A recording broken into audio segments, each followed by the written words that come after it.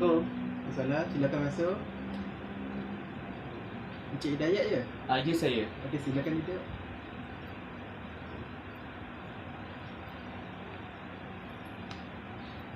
Okey, selamat datang ke sesi kaunseling individu. Okey, sebelum kita memulakan sesi kaunseling, saya akan memperkenalkan diri saya terlebih dahulu lah. Nama saya Muhammad Fikri bin Jaafar dan saya merupakan salah seorang kaunselor bertauliah di Universiti Pendidikan Sultan Idris. Okey, boleh Encik memperkenalkan diri Encik terlebih dahulu? Okey, Assalamualaikum. Nama saya Hidayat Nordin. Berusia 33 tahun. Berasal dari Penang. Saya sudah bekerja dan masih belum berkeluarga. Okey, kalau ikutkan dari segi usia, saya ni lagi muda lah daripada Encik. Boleh saya bahasakan Encik sebagai abang? Ya boleh. Walaupun bahasakan dia sebagai abang, lagi mesra dan mudah didekati. Okey, kalau begitu sebelum kita memulakan sesi, saya ingin bertanyakan lagi satu soalan. Adakah abang pernah menyertai ataupun menghadiri mana-mana sesi kaunseling individu sebelum ni? Saya belum pernah lagi menghadiri mana-mana sesi kaunseling individu. Ini kali pertama saya menghadiri sesi kaunseling. Kalau begitu saya akan terangkan dengan lebih lanjut lah apakah yang dimaksudkan dengan sesi kaunseling individu. Okey, sesi kaunseling individu merupakan sesi kaunseling di antara dua individu dalam mencari penyelesaian masalah. Biasanya kami akan menjalankan sesi ini selama 30 minit ke 45 minit dan kadang-kadang ianya memakan masa ke 1 jam bergantung kepada tahap permasalahan yang dihadapi oleh seseorang individu yang ditemukan. Setakat ni Encik selesa ke jika masanya masa 30 minit? Mungkin saya rasa 30 minit tu cukup untuk saya. Okey, kalau begitu seterusnya saya akan terangkan lagi bahawa sesi ini, sesi kaunseling individu ini merupakan perbincangan yang sulit. Maknanya setiap rahsia kita hanya antara kita berdua sahaja dan tidak akan disampaikan kepada orang lain. Dan sekiranya ianya melibatkan kesihatan ataupun permasalahan yang serius, ianya perlu dirujuk kepada yang lebih arif ataupun pakar supaya perkara ini dapat diselesaikan dengan baik. Okey, setakat ni abang faham? Ya, saya faham. Okey, jadi kita dah boleh mulakan sesi kaunseling individu ni. Pertama sekali saya ingin tahu apakah yang masalah yang dihadapi oleh abang sebenarnya? Okey, boleh saya katakan yang saya rasa saya mengalami masalah kemurungan.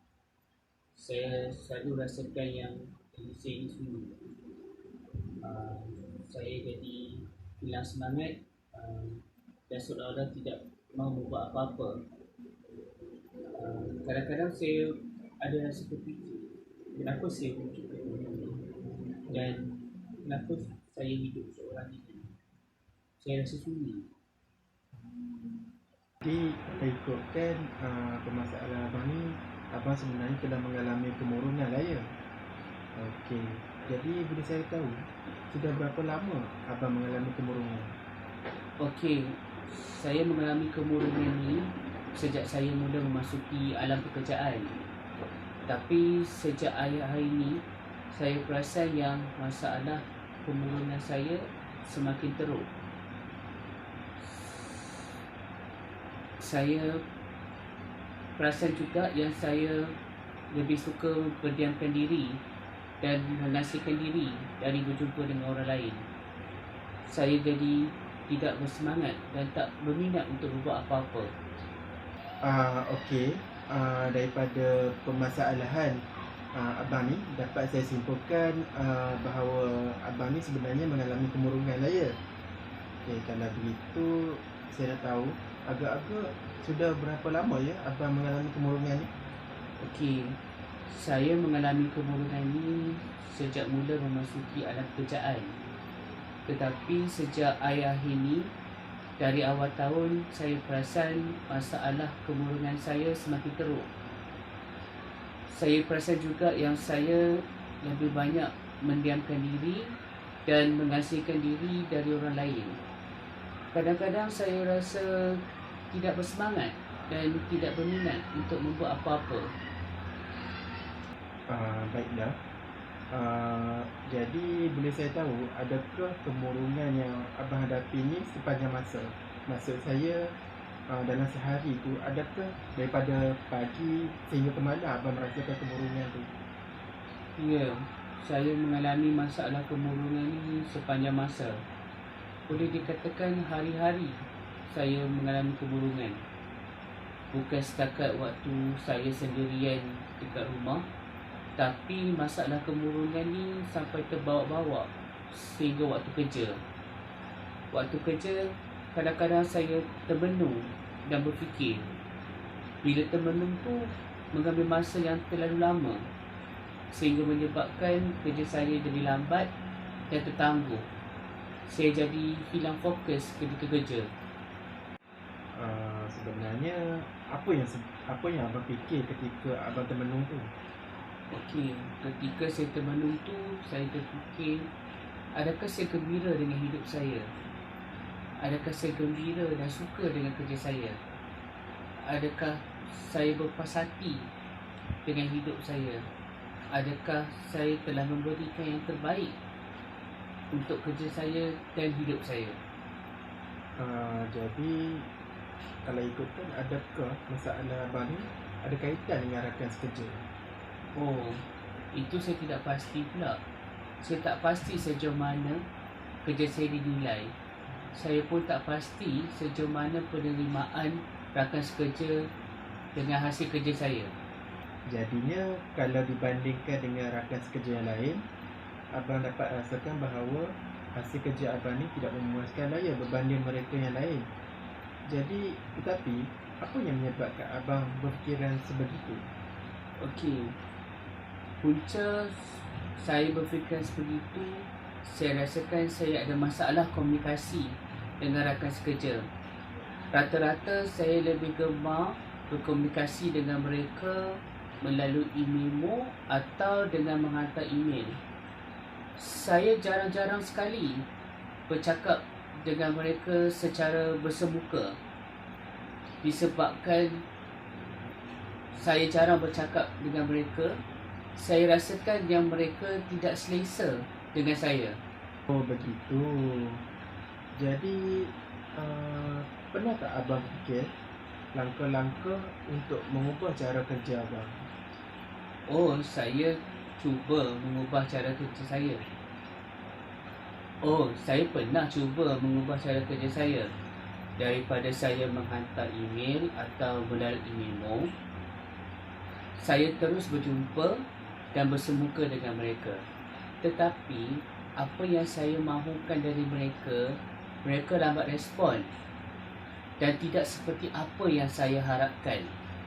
Disebabkan itu, saya rasa seolah-olah mereka mengendahkan kerja saya.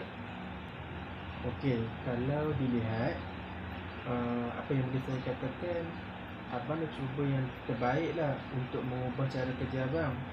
Namun, sejauh mana kerja abang dinilai dan penerimaan abang oleh rakan sekerja abang menyebabkan abang rasakan segala usaha yang abang telah lakukan tu hanya sia-sia sahaja. Jadi boleh saya tahu sejauh mana hubungan abang dengan rakan sekerja abang? Boleh abang ceritakan dengan lebih lanjut? Ya, betul. Saya rasakan perubahan yang saya buat tu sia-sia je dan tak dihargai. Mengenai hubungan dengan rakan sekerja, saya rasakan hubungan kita tidak terlalu rapat. Masing-masing dengan alasan sibuk dengan kerja masing-masing. Masing-masing buat hal sendiri. Nak keluar makan tengah hari pun jarang-jarang sekali. Apatah lagi berbual kosong. Boleh saya tahu abang bekerja sebagai apa? Adakah pekerjaan yang abang lakukan sekarang ni merupakan pekerjaan pertama bagi abang? Atau sebelum ni abang dah pernah bekerja di tempat yang lain? Oh, saya bekerja sebagai seorang eksekutif kewangan. Ya, ini kerja pertama saya. Tapi sebelum ni saya bekerja di pejabat di Kuala Lumpur. Cuma baru-baru ni saya dipindahkan untuk bekerja di cawangan Pulau Pinang. Oh, jauh juga ya di Kuala Lumpur. Tapi dari segi corak kerja, ada perbezaan tak corak kerja ketika abang bekerja di Kuala Lumpur dan ketika abang bekerja di cawangan Pulau Pinang yang sekarang ni? Oh, dari segi corak kerja, sama ada di Kuala Lumpur ataupun di Pulau Pinang, sama je. Ini disebabkan syarikat telah menetapkan standard prosedur kerja yang harus diikuti. Tapi apa yang boleh saya katakan, hubungan di antara rakan sekerja dengan saya lebih proaktif dan lebih berkomunikasi. Mungkin kerana mereka lebih banyak bertanya dan memberi respon kepada apa yang saya nak. Jadinya apa yang boleh saya katakan, ianya lebih kepada masalah rakan sekerja di tempat baru lah ya. Ya. Okey. Jadi adakah disebabkan oleh kurangnya komunikasi dan bercakap di tempat yang baru ini menyebabkan rakan sekerja abang yang baru ini merasakan abang tidak bagus? Adakah itu yang abang rasa? Ya, begitulah yang saya rasa. Okey, abang, pada pendapat saya lah, kemurungan yang abang hadapi ini sebenarnya disebabkan abang terlalu banyak berfikir penerimaan orang terhadap diri abang. Jadi cadangan saya supaya abang kurangkan berfikir tentang penerimaan orang terhadap diri abang. Tidak bermaksud tidak mesra komunikasi, bermaksud kerja abang tidak bagus. Jadi saya cadangkan supaya abang lebih fokuskan dengan kerja abang dan siapkan seperti yang ditetapkan, dan abang jangan banyak berfikir, kerana bila abang banyak fikir, kerja abang akan terganggu dan akhirnya prestasi serta kerja abang akan menjadi lambat. Okey. Selain daripada masalah kemurungan yang abang nyatakan tadi, agak-agak ada masalah lain tak yang abang rasakan yang menjadi punca kepada kemurungan yang abang hadapi? Saya rasa diri saya tak sempurna berbanding orang lain. Kenapa abang berfikir rasa begitu? Entahlah, saya rasa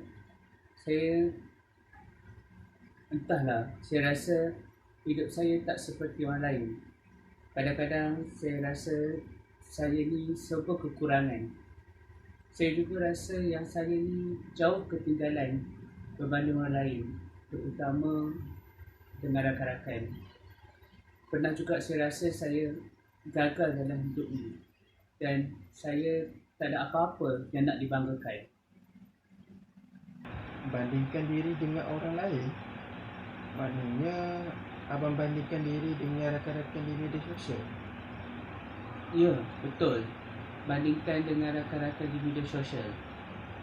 Zaman serba moden ni, semua orang terdedah dengan media sosial. Saya akui mesti semua orang pasti sekurang-kurangnya ada satu akaun di laman media sosial. Dahulu, kalau kita ingin tahu perkembangan rakan-rakan, hanya sekadar melalui panggilan telefon. Tapi sekarang, kita sudah boleh buat panggilan video. Di zaman serba canggih ini, rasanya hampir setiap hari, semua orang melayari laman media sosial seperti Instagram, Facebook dan Twitter.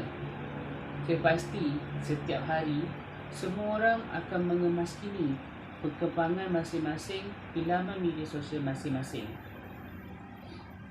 Ya, saya akui Dahulunya saya melayari media sosial hanya sekadar ingin tahu perkembangan rakan-rakan, seperti apa yang mereka buat sekarang, apakah kejayaan mereka, adakah mereka sudah berkeluarga, atau adakah mereka masih tinggal di tempat yang lama. Pada mulanya hanya sekadar suka-suka mengikuti pergaulan mereka. Tapi lama kelamaan saya perasan yang saya mula membanding-bandingkan apa yang mereka ada dengan apa yang saya ada. Saban hari, hari ke hari, dari mula mengikuti perkembangan rakan-rakan, saya mula pula mengikuti perkembangan orang lain yang tiada kaitan pun dengan saya. Boleh abang terangkan apa yang abang bandingkan? Ya, sebenarnya banyak perkara yang saya bandingkan di antara diri saya dengan mereka. Terutama sekali, saya rasa diri saya tak berjaya. Apa yang saya maksudkan dengan berjaya tu macam rata-rata di kalangan mereka mempunyai kejayaan yang bagus. Ada di antara mereka menjadi kapten, peguam, guru, jurutera, dan ada yang berniaga sendiri menjadi ahli perniagaan. Apa yang saya lihat mereka pamerkan di laman media sosial, mereka mempunyai rumah, kereta besar, penampilan menarik dan kehidupan yang senang, malah melancong ke sana ke sini. Bila dipikirkan balik, saya rasa diri saya ni gagal dan jauh ketinggalan berbanding dengan mereka. Apabila saya terlalu memikirkan tentang perkara itu, saya mula merasakan diri saya malu dan rendah diri, sehingga saya tidak mahu bergaul dan berjumpa dengan mereka. Seperti yang saya katakan tadi, saya rasa saya ni tiada apa-apa yang hendak ditunjukkan dan hendak dibangga-banggakan. Memang betul, ada perancangan dan ajakan dari rakan-rakan untuk mengadakan perjumpaan setelah sekian lama tak berjumpa. Tapi disebabkan rasa perasaan malu yang sangat menebal, saya cuba mengelak dengan memberi pelbagai alasan untuk tidak berjumpa. Bukan apa, saya takut kalau mereka bertanyakan kepada saya apa yang saya buat dan apa yang saya telah capai sekarang. Abang lihat mereka sempurna. Apa yang sebenarnya abang nilai maksud kesempurnaan itu? Adakah daripada apa yang mereka paparkan di media sosial? Ya, apa yang saya nilai kesempurnaan itu adalah apabila kita mempunyai kehidupan yang baik dan lengkap. Dalam erti kata lain, kehidupan yang lengkap dari segi kebahagiaan dan harta benda. Ya, saya merasakan apa yang mereka paparkan di laman media sosial itu adalah kehidupan mereka yang sebenar. Takkanlah mereka ingin memaparkan benda yang tidak betul atau dibuat-buat hanya kerana ingin menarik perhatian dan menambah kenalan. Ya, ada orang mengatakan dekat saya yang bahawa sesetengah akaun di laman media sosial itu palsu dan ada di antara mereka dark side. Erti kata lain, memaparkan perkara yang tidak benar. Tapi saya yakin apa yang dipaparkan rakan-rakan saya itu adalah benar, dan sedikit sebanyak disebabkan keyakinan itu saya ingin kehidupan seperti mereka. Pernah tak abang berfikir untuk membuang atau mengurangkan penggunaan aplikasi media sosial ini dalam kehidupan seharian abang?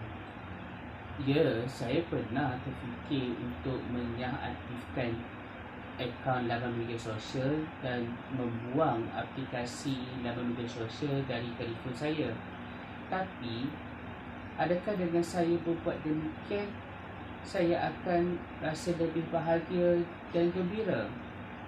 adakah dengan tidak melayari laman media sosial, kemurungan ini akan hilang? Apa pula kata rakan-rakan, di zaman moden ini, rata-rata semua orang mempunyai akaun media sosial. Bila dipikirkan, saya jadi buntu, saya jadi murung. Jadi apa yang boleh saya katakan, salah satu faktor yang menjadi punca kemurungan abang ialah abang rasakan kehidupan abang tidak sempurna seperti kehidupan orang lain yang dipaparkan di media sosial. Jadi abang rasakan jika abang sudah mencapai kehidupan seperti itu, abang rasakan kehidupan abang sudah sempurna. Begitukah apa yang abang rasa? Ya, begitulah apa yang saya rasa sekarang ni. Bagaimana pula hubungan abang dengan ahli keluarga abang? Alhamdulillah, hubungan saya dengan ahli keluarga saya baik-baik saja. Mungkin disebabkan saya mengalami kemurungan, saya banyak menghabiskan masa bersendirian di dalam bilik daripada keluar bersembang dengan mereka. Mereka juga tidak pernah bertanyakan apa-apa pada saya. Mungkin mereka ingin memberi ruang pada saya. Jadi apa yang boleh saya katakan, sebenarnya abang ni banyak berfikir. Sepatutnya abang kena berfikir perkara yang lebih penting berbanding perkara yang remeh-temeh ini. Kebahagiaan ini sebenarnya ianya subjektif, bergantung kepada bagaimana individu itu ingin mencapai kebahagiaan mengikut kehendak masing-masing. Jadi abang kena bezakanlah antara apakah keperluan dan juga kehendak. Okey, cakap ni abang faham? Ya. Okey, keperluan itu merupakan kita bersyukur dengan apa yang diberikan dengan Tuhan kepada kita, tidak kiralah sama ada sikit, banyak, besar ataupun kecil. Manakala kehendak itu pula merupakan dorongan hawa nafsu semata-mata. Dorongan hawa nafsu semata-mata ini berlaku apabila abang melihat keindahan yang dipaparkan di media sosial itu semata-mata. Jadi abang tak ikut-ikut kehidupan mereka. Namun setiap postingan yang dipaparkan di media sosial itu tidak semestinya benar belaka, kerana ianya mungkin lakonan semata-mata untuk menunjukkan mereka bahagia ataupun ingin menambahkan bilangan pengikut ataupun menambahkan rakan di media sosial. Okey, kesimpulannya, kita tidak boleh menilai sesuatu kebahagiaan itu dari sudut luaran semata-mata. Mungkin ianya merupakan lakonan sahaja, kerana manusia hanya akan memaparkan perkara yang indah-indah sahaja. Mungkin itu merupakan satu cara mereka mencapai kebahagiaan. Jadi, apa yang patut saya buat sekarang? Okey, pada pandangan saya, kebahagiaan itu terletak daripada hati yang tenang. Jadi, jika abang rasa dengan kerap melayari media sosial itu menyebabkan hati abang tidak tenang dan menyebabkan fikiran abang kusut, kenapa mesti teruskan? Lebih baik abang kurangkan aktiviti tersebut. Sebaliknya, abang lebihkan aktiviti yang mendekatkan diri dengan Tuhan ataupun mendekatkan diri dengan alam. Contohnya seperti abang beribadat, seterusnya abang bersukan ataupun membaca buku-buku bermotivasi. Kerana dengan melakukan aktiviti tersebut, fikiran kita akan lebih tenang. Jadi selain daripada apa yang abang nyatakan tadi, abang rasa ada lagi tak faktor-faktor lain yang menjadi punca kemurungan abang? Saya rasa buat masa sekarang ni tiada lagi faktor-faktor yang membuatkan saya murung. Itu saja. Okey, kalau macam tu, apa perasaan abang sekarang? Alhamdulillah, saya rasa puas sekarang sebab saya dapat luahkan apa yang terpendam dalam diri saya. Saya rasa lega sebab dapat berkongsi cerita dengan Cik Fitri. Sekurang-kurangnya, apa yang Cik Fitri terangkan tadi sedikit sebanyak membuka minda saya bahawa kebahagiaan itu bukan diukur dari segi wang ringgit dan harta benda, tapi kebahagiaan itu terletak pada hati yang tenang. Ketenangan hati itu datang dari perasaan syukur di atas nikmat dan rezeki yang Tuhan berikan. Saya rasa sedikit bebanan dah kurang dari fikiran saya. Saya rasa tenang sekarang. Okey, Alhamdulillah jika abang rasa begitu. Adakah abang masih memerlukan sesi kaunseling individu yang seterusnya? Saya rasa saya tidak memerlukan sesi kaunseling seterusnya. Tapi kalau kata fikiran saya semakin kusut, insya-Allah saya akan datang untuk sesi seterusnya sekali lagi. Bolehkah begitu Cik Fitri? Boleh, tidak menjadi masalah. Okey, Alhamdulillah jika abang kata begitu, saya berharap sesi kaunseling individu kali ini sedikit sebanyak dapat mengurangkan kemurungan yang abang lalui. Sesungguhnya yang baik itu datang daripada Allah, manakala yang buruk itu datang daripada manusia. Okey, terima kasih Cik Fitri di atas kesudian Cik Fitri meluangkan masa bersama saya. Maaflah kalau saya mengambil masa lama Cik Fitri. Sama-sama, tidak menjadi masalah. Kalau begitu, saya minta diri dulu ya Cik Fitri. Assalamualaikum. Boleh. Waalaikumsalam.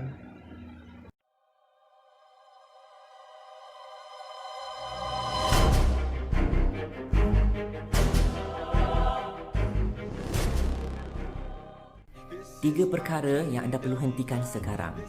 Hentikan cuba nak puas hatikan semua orang. Hentikan overthinking, fikir banyak sangat. Dan hentikan bandingkan anda dengan orang lain. Boleh tak macam tu?